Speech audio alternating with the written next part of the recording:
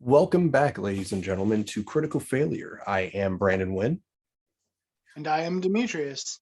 and this video is going to be mostly him as basically he's going to be doing beginner's advice for D&D as a more beginner player himself. So I'm going to let you take the reins on this one. So, first and foremost, like the first rule I'd put out there is if you're going to act dumb or put your character and party in situations that might get you killed, try to do it as smartly as possible. I know that sounds a little backwards, but if you're going to be risky, make sure it's a calculated risk instead of just a throw of the dice and hope that it succeeds. Make sure you've got a plan to this. Organized chaos over just chaos for the sake of chaos. The Rogue Sheldon.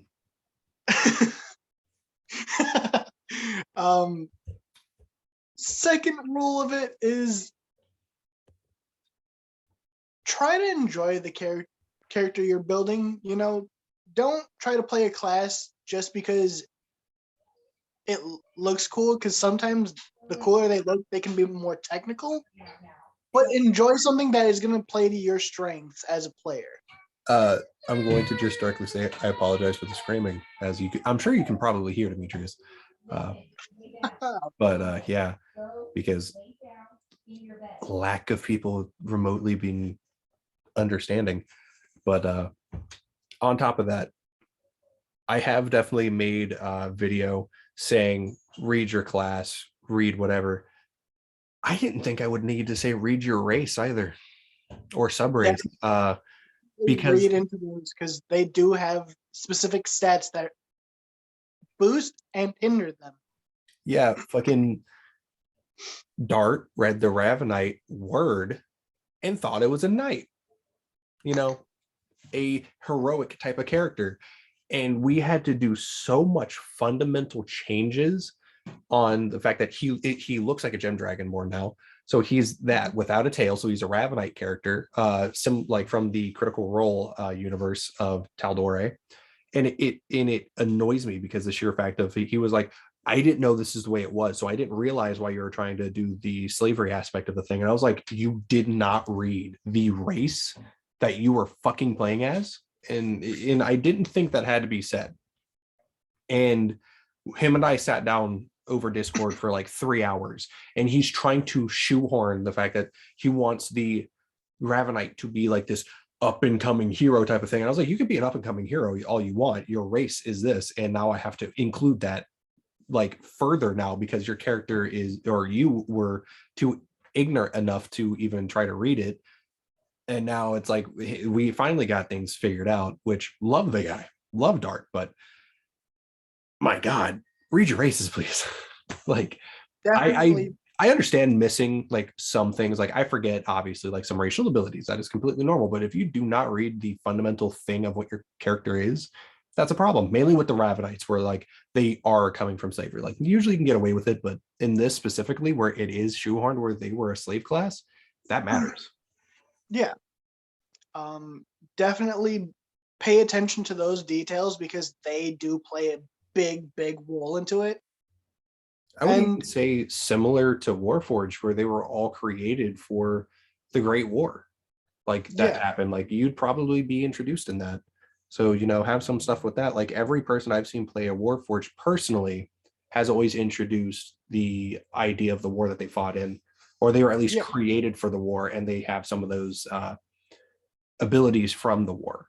Like they planned on, like they say, like they're kind of like computer robots, so they have like fighting methods that they have built into them because they were supposed to be, say, a soldier or something like that. So that could be a way that you look at it.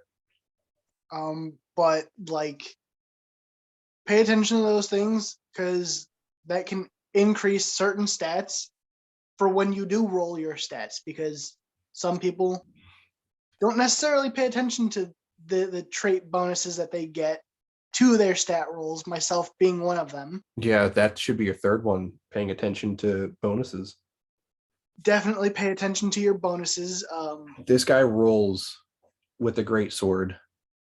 So he has a +5 in strength and his proficiency of +2. And he will just roll the straight D20 and take whatever it is and completely ignores the fact that it's actually a +8 because you have a +1 greatsword. So it's a +8, and you completely ignore the +8 that's on top of it because you are just like, it's whatever. Yeah, I've done that more than a few times where it's just like, the stats good enough as is. Leave it alone. Or just outright attack bonus. The attack bonus is what helps you hit. Also, that +5 helps you with damage. Well, +6 because of +1. Yeah.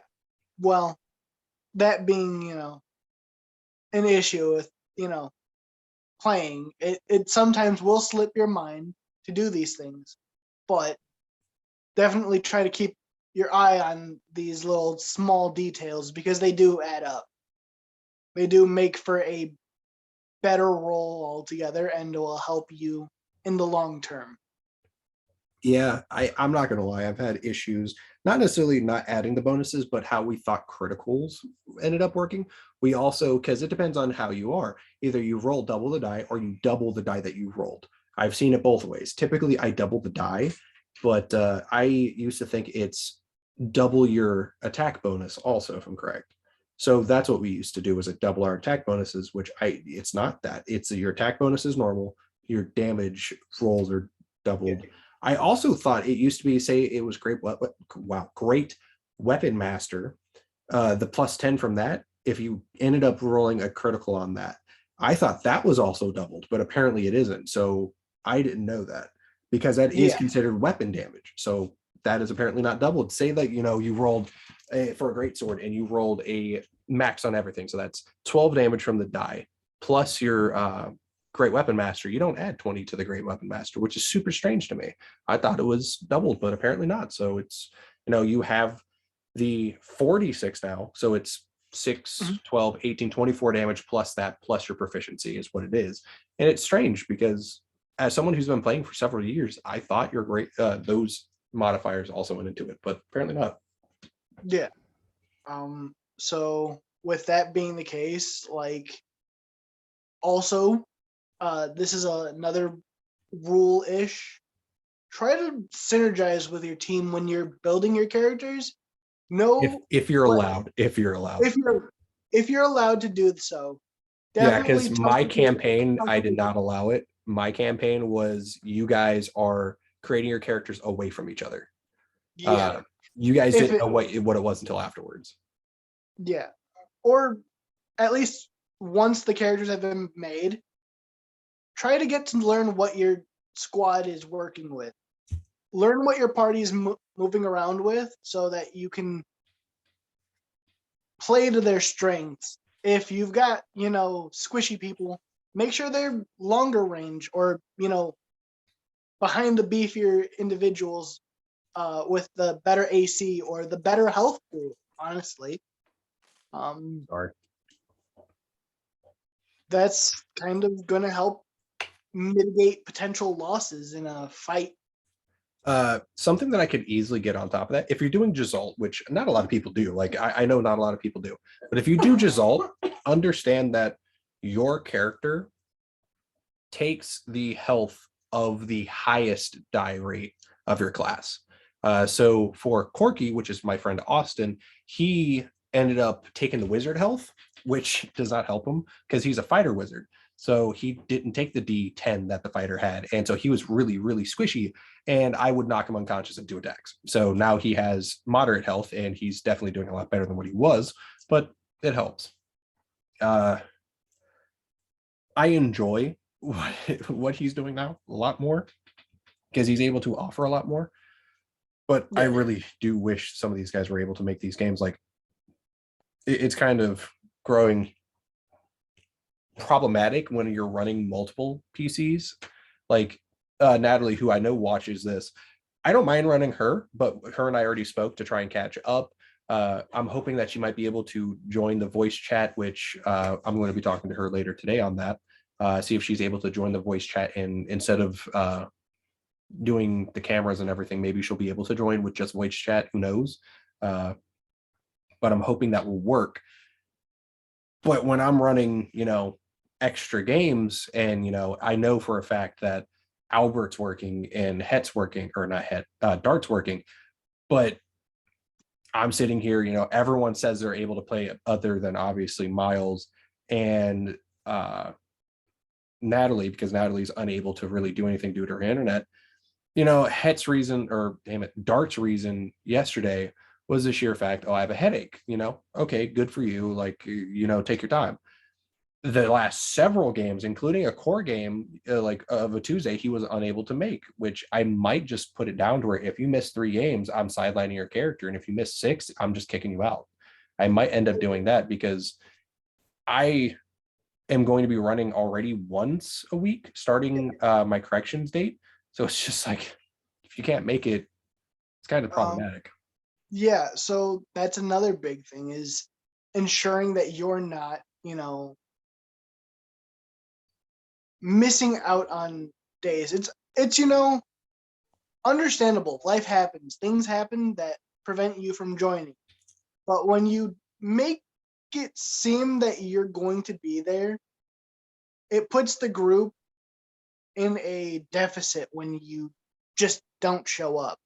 Like, if you know that you're giving your word in advance and on the day of that you're going to be there, try to be there.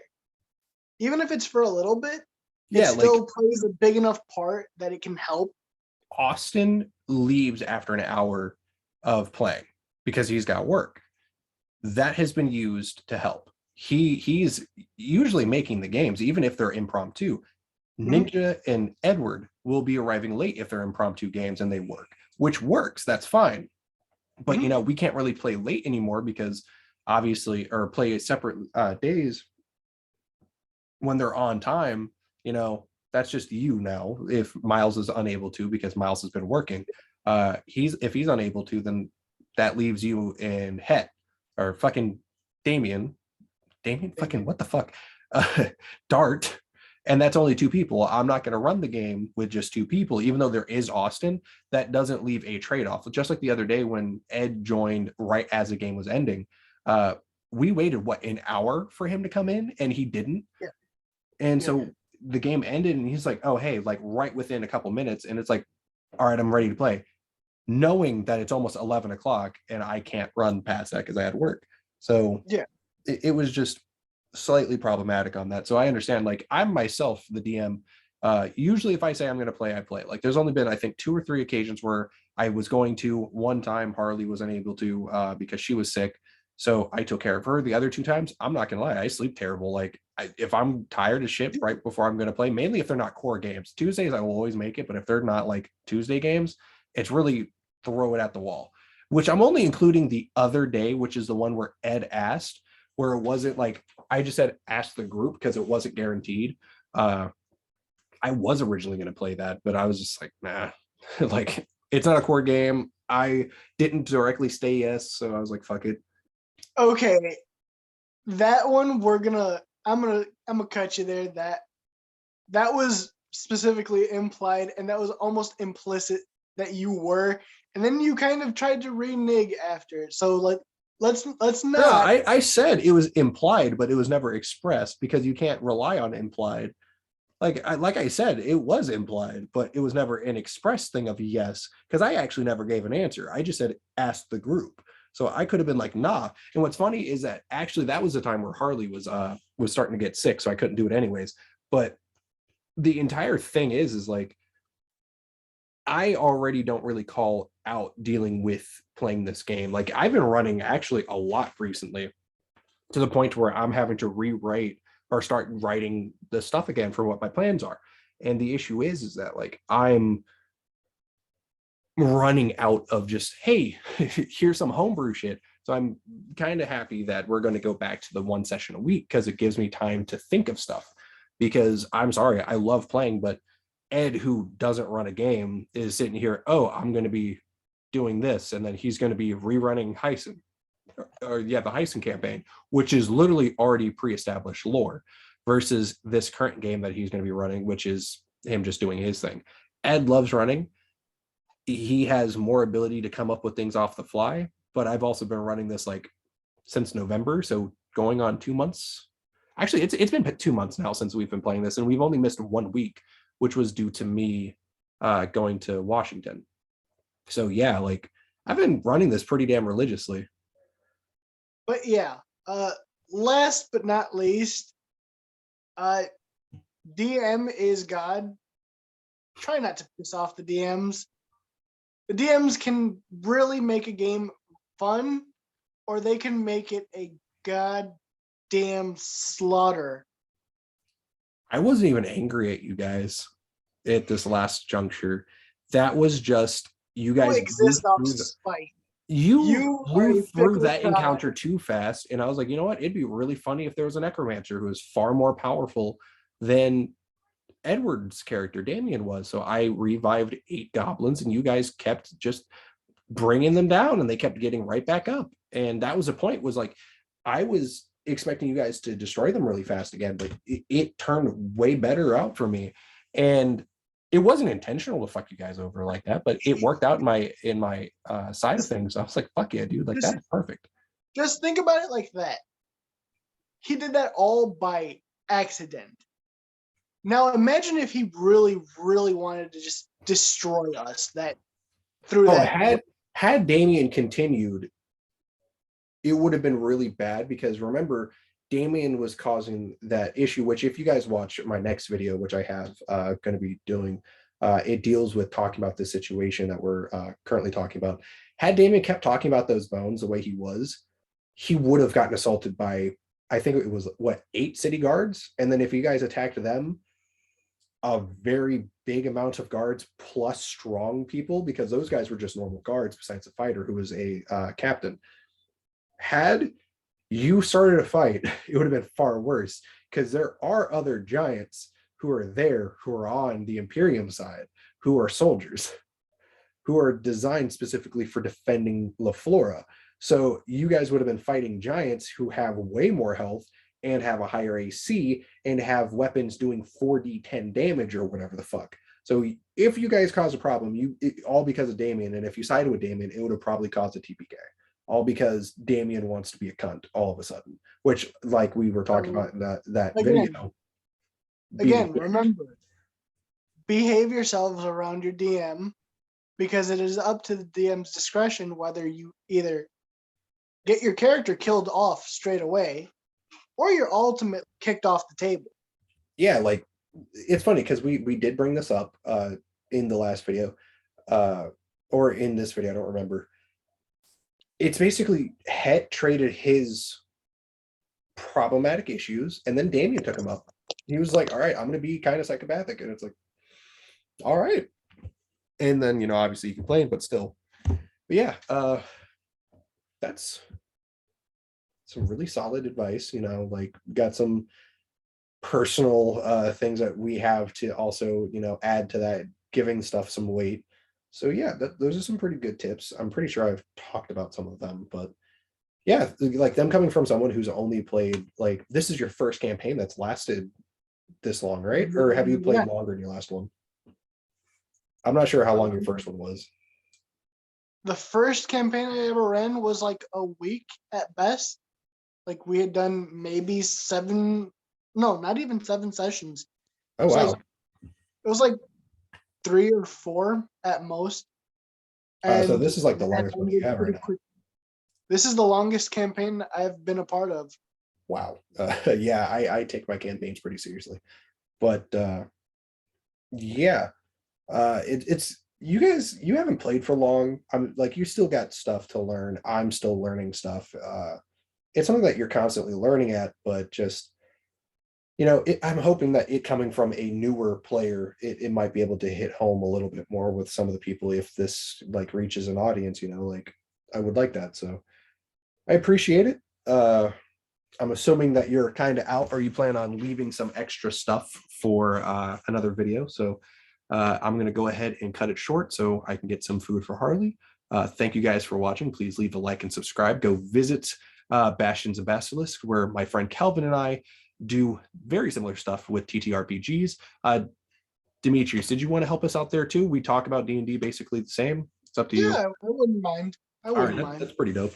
I'll talk to him about possibly designing a third screen for you specifically, where you're able to help. So that way, maybe you'll be able to do the Monster Mondays with him to where I don't have to be doing it because I'm pretty damn I'm constantly juggling between work and shit, where him and I are going to have similar abilities to do work finally. But you might be able to help him out with that, where we're able to produce stuff together. So I'll let him know. But yeah, you heard that. I'll see you guys in the next video. Peace. Bye-bye.